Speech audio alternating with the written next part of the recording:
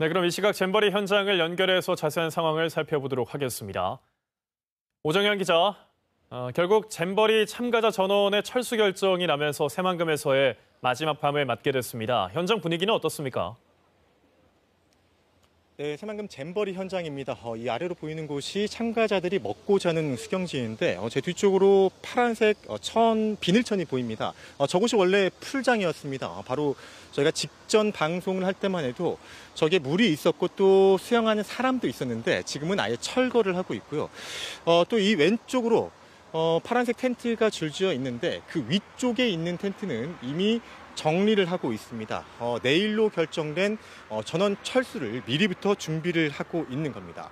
철수 결정이 이곳은 갑작스럽다는 반응이 많습니다. 실제 오늘 점심 무렵까지도 참가자들은 야영지에서 이렇게 빨리 떠나게 될 거라고 여기지 않았습니다. 사실 폭염 문제 또 일부 국가의 조기 사태 문제가 겪어지면서 냉방차나 시설 보안 등 전폭적인 지원이 잇따랐고요. 또 어느 정도 새만금 잼버리의 운영에 정상적인 운영으로 안정세를 찾아가고 있는 듯 했기 때문입니다.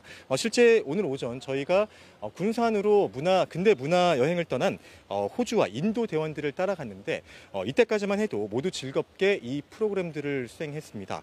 그런데 이들 활동이 끝나자마자 모든 프로그램 중단 통보가 날아들었고 당장 오후 프로그램은 눈앞에서 취소가 됐습니다.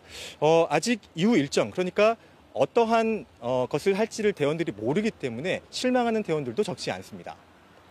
네, 결국 폭염은 어떻게든 대비책을 세웠지만 태풍이 몰고 올 강풍과 특히 폭우는 견뎌낼 재간이 없다고 판단을 한 거죠. 네, 그렇습니다. 여기 있는 2만 개의 텐트는 강풍, 그러니까 태풍이 몰고 올 비바람을 견딜 만큼 견고한 구조물은 분명 아닙니다. 바람도 그렇지만 사실 많은 비에 따른 침수 문제는 이미 대회 개막 전에도 여러 차례 겪은 바 있습니다.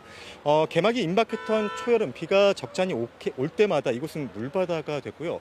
또 언론은 물론이고 시민단체, 정치권에서도 지적이 잇따랐습니다.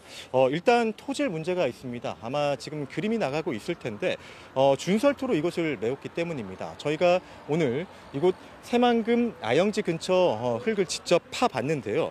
거의 진흙에 가깝습니다. 이처럼 입자가 너무 작다 보면 큰 비가 왔을 때 물 빼기가 너무 힘듭니다.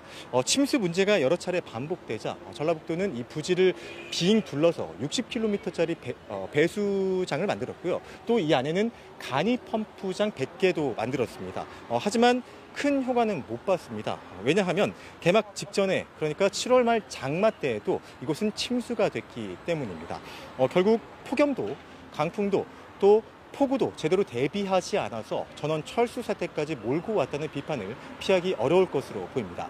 지금까지 새만금 잼버리 현장에서 KBS 뉴스 오정현입니다.